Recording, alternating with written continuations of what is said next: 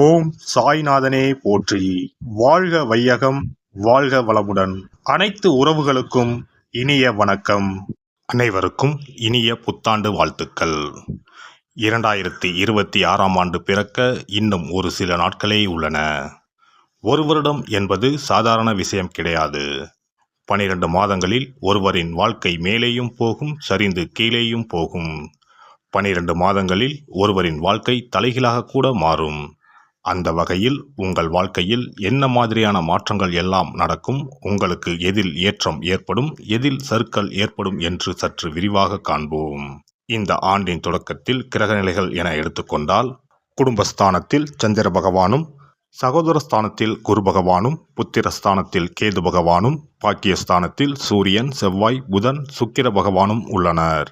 லாபஸ்தானத்தில் ராகு பகவானும் சனி பகவானும் உள்ளனர். குரு பகவான் 5ஆம் பார்வையாக துலாம் ராசியையும், 7ஆம் பார்வையாக தனுசு ராசியையும், 9ஆம் பார்வையாக கும்ப ராசியையும் பார்வையிடுகிறார். சனி பகவான் 3ஆம் பார்வையாக மேச ராசியையும், 7ஆம் பார்வையாக சிம்ம ராசியையும், 10ஆம் பார்வையாக விருச்சிக ராசியையும் பார்வையிடுகிறார். இந்த கிரகங்களின் அமைப்பு மற்றும் பார்வையினால் உங்கள் வாழ்வில் ஏற்படும் சுப மற்றும் அசுப பலன் என்ன என்பதனையும், அசுப பலன் ஏற்படுமாயின் ராசிக்காரர்கள் செய்ய வேண்டிய பரிகாரம் என்ன, வழிபட வேண்டிய தெய்வம் யார் என்பதனை பற்றியும் முழுமையாக காண்போம். பிறக்கப் போகும் இந்த புது வருடம் உங்கள் வாழ்வில் வளமும் நலமும் செல்வ செழிப்பும் பெற்று வாழ்வில் உயரிய நிலையை அடைய எல்லாம் வல்ல எம்பெருமானை வேண்டி விரும்பி கேட்டுக்கொள்கிறேன். அமைதியாக இருந்து வேண்டியதை நிறைவேற்றிக் கொள்ளும் கும்பராசி அன்பர்களே, இந்த ஆண்டு மனதில் புதிய ஆசைகள் மற்றும் வித்தியாசமான சிந்தனைகள் தோன்றும். உடல் உழைப்புக்கு உண்டான மதிப்புகள் கிடைக்கும். குடும்ப உறுப்பினர்கள் மத்தியில் இருந்து வந்த கருத்து வேறுபாடுகள் மறையும். பேச்சுக்களில் அனுபவம் வெளிப்படும். நுட்பமான சில விஷயங்களை எளிமையாக புரிந்து கொள்வீர்கள். கடன் பிரச்சனைகளை தீர்ப்பதற்கான உதவிகள் கிடைக்கும். நெருக்கமானவர்களின் ஒத்துழைப்புகள் மனதிற்கு மகிழ்ச்சியை தரும். நண்பர்கள் மத்தியில் ஆதரவான சூழல் உருவாகும். உத்தியோகத்தில் இருப்பவர்களுக்கு திறமைக்கு உண்டான மதிப்பும் பொறுப்பும் கிடைக்கும். புதிய வேலை மற்றும் இடமாற்றம் சார்ந்த முயற்சிகளில் இருப்பவர்களுக்கு மகிழ்ச்சியான செய்திகள் கிடைக்கும். வேலை செய்யும் இடத்தில் தேவையற்ற பேச்சுக்களை தவிர்க்கவும். இழுபறியான சில பணிகளை எளிமையாக செய்து முடிப்பதற்கான யுக்திகளை கண்டறிவீர்கள். வியாபாரத்தில் இருப்பவர்களுக்கு அனுகூலமான சூழல்கள் அமையும். நீண்ட நாட்களாக விற்பனையாகாமல் இருந்த பொருட்கள் மூலம் ஆதாயம் அடைவீர்கள். வெளிவட்டார தொடர்புகள் அதிகரிக்கும்.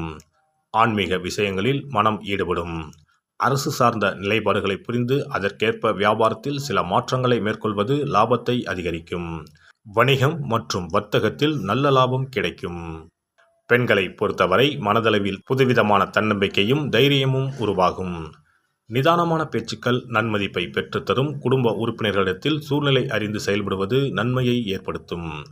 பணி சார்ந்த சில முயற்சிகள் சாதகமாக முடியும். சுபகாரியங்களில் இழுபறியான சூழல்கள் ஏற்பட்டு மறையும். புத்திரர்கள் வழியில் மகிழ்ச்சியான செய்திகளும் சுபகாரிய எண்ணங்களும் சாதகமாக அமையும். அரசியல்வாதிகளை பொறுத்தவரை கட்சியில் சில புதிய பொறுப்புகள் கிடைக்கும். தொண்டர்களின் எண்ணங்களை புரிந்து செயல்படுவீர்கள். தடையாக இருந்தவர்கள் விலகிச் செல்வதற்கான வாய்ப்புகள் அமையும். உயர் பொறுப்பில் இருப்பவர்களின் ஆதரவுகள் கிடைக்கும். வெளிநாட்டு பயணங்கள் சாதகமாக அமையும். வருமான வாய்ப்புகள் மேம்படும். கலைஞர்களை பொறுத்தவரை புதிய ஒப்பந்தங்கள் சாதகமாக அமையும். சக கலைஞர்களுக்கும் புதிய வாய்ப்புகள் தேடி வரும். ரசிகர்களின் எண்ணங்களை அறிந்து செயல்படுவது மேன்மை தரும்.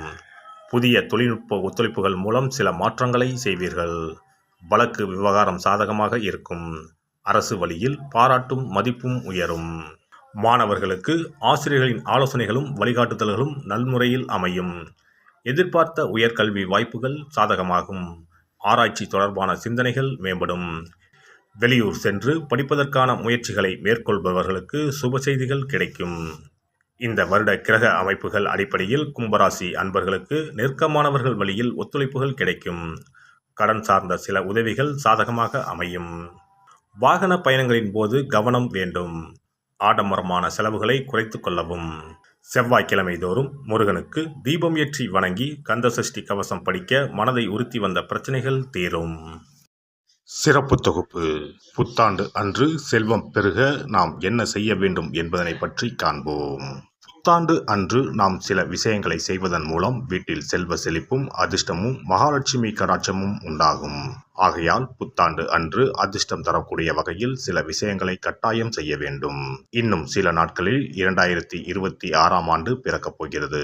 அதாவது ஜனவரி 1/1/2026 அன்று கோவிலுக்கு செல்வது, தானம் செய்வது, புது ஆடை அணிவது மற்றும் வீட்டிற்கு தேவையான பொருட்களை வாங்குவது என பலவற்றை செய்வதன் மூலம் நற்பலன்களை பெற முடியும். பொதுவாக பெரும்பாலான வீடுகளில் எதிர்மறையான எண்ணங்கள் எப்போதும் இருந்து கொண்டே இருக்கும். இதனால் வீட்டில் அதிர்ஷ்டம் என்பதே இருக்காது. முக்கியமாக குடும்பத்தில் மகிழ்ச்சி என்பதே இருக்காது. இவை அனைத்திற்கும் தீர்வு கடவுள் வழிபாடு ஒன்றே ஆகும். கடவுளுக்கு உரிய பொருட்களை வாங்கி வழிபடுவதன் மூலம் வீட்டில் நேர்மறை ஆற்றல் பெருகி குடும்பத்தில் மகிழ்ச்சியும் செல்வ செழிப்பும் உண்டாகும். புத்தாண்டு அன்று வாங்க வேண்டிய 3 முக்கியமான பொருள்: துளசி இலை, ஏலக்காய், கல்உப்பு. துளசி இலை, ஏலக்காய், கல்உப்பு ஆகிய 3ம் மகாலட்சுமியின் அம்சம். ஆகையால் வருடத்தின் முதல் நாள் அன்று மேற்கூறிய 3 பொருட்களை வாங்குவதன் மூலம் வீட்டில் செல்வ செழிப்பு உண்டாகும். துளசி இலையை வாங்கி வந்து பூஜை அறையில் பெருமாளுக்கும் ஆண்டாளுக்கும் வைத்து வழிபட வேண்டும். அடுத்து ஏலக்காய் வாங்கி வந்து பூஜை அறையில் விளக்கின் அருகில் வைத்து வழிபட வேண்டும். செல்வ செழிப்பு உண்டாக்குவதில் கல்உப்பு முக்கியமான பொருளாகும். ஆகையால் கல்உப்பை வாங்கி கட்டாயமாக பூஜை அறையில் வைத்து வழிபட வேண்டும். வாங்க வேண்டிய பிற பொருட்கள் என எடுத்துக்கொண்டால் மல்லிகைப்பூ, மஞ்சள், குங்குமம், சர்க்கரை, இனிப்பு, பசும்பால், குத்துவிளக்கு ஆகியவற்றையும் வாங்கலாம். புத்தாண்டு அன்று அதிகாலை எழுந்து குளித்து பிரம்ம முகூர்த்தத்தில் பூஜை அறையில் விளக்கேற்றி வழிபட வேண்டும். அடுத்து கோவிலுக்கு சென்று அபிஷேக பொருள் வாங்கி கொடுத்து தரிசனம் செய்ய வேண்டும். முக்கியமாக புத்தாண்டு அன்று ஏழை எளியவர்களுக்கு தானம் செய்ய வேண்டும். மேலும் அறுசுவை உணவுகளை சமைத்து கடவுளுக்கு படையலிட்டு வழிபடுவது நல்லது. புத்தாண்டு அன்று பிறருக்கு கடன் தரக்கூடாது. நல்ல நாட்கள் மற்றும் விசேஷ நாட்களில் பிறருக்கு கடன் கொடுப்பதன் மூலம் வீட்டில் அதிர்ஷ்டம் குறையும். ஆகையால் சுப நாட்களில் பிறருக்கு கடன் அளிப்பதை முற்றிலும் தவிர்த்து விடுங்கள். புத்தாண்டில் நமக்கு நன்மைகள் அதிகம் நடைபெற வேண்டும். 2025ஆம் ஆண்டில் சந்தித்த பிரச்சனைகள், துன்பங்கள், போராட்டங்கள், கஷ்டங்கள் ஆகியவற்றில் இருந்து விடுபட வேண்டும் என்பதே அனைவரின் விருப்பம். புத்தாண்டு பிறப்பதற்கு முன் எந்தெந்த பொருட்களை நம்முடைய வீட்டில் இருந்து அகற்ற வேண்டும், இவற்றை வீட்டில் வைத்திருப்பதால் என்னென்ன பாதிப்புகள் ஏற்படும் என்பதையும், இவற்றை அகற்றுவதால் புத்தாண்டில் என்னென்ன நன்மைகளை பெற முடியும் என்பதை பற்றியும் தெரிந்து கொள்வோம். வீட்டில் இருந்து உடைந்த அல்லது சேதமடைந்த பொருட்களை அகற்றுவதால் துர் அதிர்ஷ்டங்கள் ஏற்படுவதில் இருந்து விடுபடலாம். இவைகள் எதிர்மறை ஆற்றல்களை எளிதில் ஈர்க்கக்கூடியவையாகும். உடைந்த பொருட்கள், பழுதான சாதனங்கள், விரிசல் விழுந்த கண்ணாடி, உடைந்த நாற்காலி ஆகியவற்றை வீட்டில் இருந்து அப்புறப்படுத்திவிட்டு புதியவற்றை வாங்கலாம். நல்ல நிலையில் இருக்கும் பொருட்களாக மாற்றுவதால் வளர்ச்சி, நேர்மறை ஆற்றல்கள் ஏற்படும்.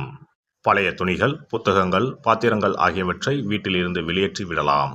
வேறு யாருக்காவது தானமாகவும் அல்லது மறுசுழற்சி முறையில் பயன்படுத்தக்கூடியதாகவும் மாற்றி அமைக்கலாம். இதனால் நேர்மறையான விஷயங்கள் எப்போதும் வீட்டில் நடந்து கொண்டே இருக்கும். தேங்கிய நீர், காய்ந்த பூக்கள் ஆகியவற்றை வீட்டில் இருந்து தூக்கி எறிவதால் எதிர்மறை ஆற்றல்கள் வீட்டில் பரவுவதை தடுக்கலாம். புதிதாக இருக்கும் மலர்கள், புதிய தண்ணீர் ஆகியவற்றால் வீட்டில் எப்போதும் புத்துணர்ச்சி நிறைந்திருக்கும், மகிழ்ச்சி மலரும். காலாவதியான உணவுப் பொருட்கள், மருந்துகள், அழகு சாதன பொருட்களை வீட்டில் வைத்திருப்பதால் வீட்டில் தேக்க நிலை, எதிர்மறையான சூழல் இருந்து கொண்டே இருக்கும். இதனால் வீட்டில் அடிக்கடி நோய்களும் வந்து கொண்டே இருக்கும்.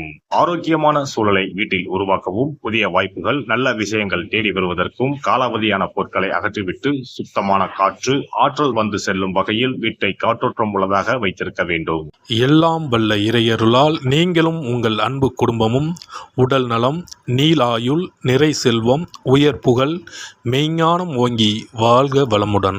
இந்த வீடியோ பதிவு உங்களுக்கு பிடித்திருந்தால் லைக் பண்ணுங்க, கமெண்ட் பண்ணுங்க, ஷேர் பண்ணுங்க, மறக்காம சப்ஸ்கிரைப் பண்ணுங்க, பக்கத்துல இருக்கிற பெல் பட்டனை கிளிக் பண்ணுங்க. நன்றி, வணக்கம். ஓம் நமச்சிவாய. சிவாய நம.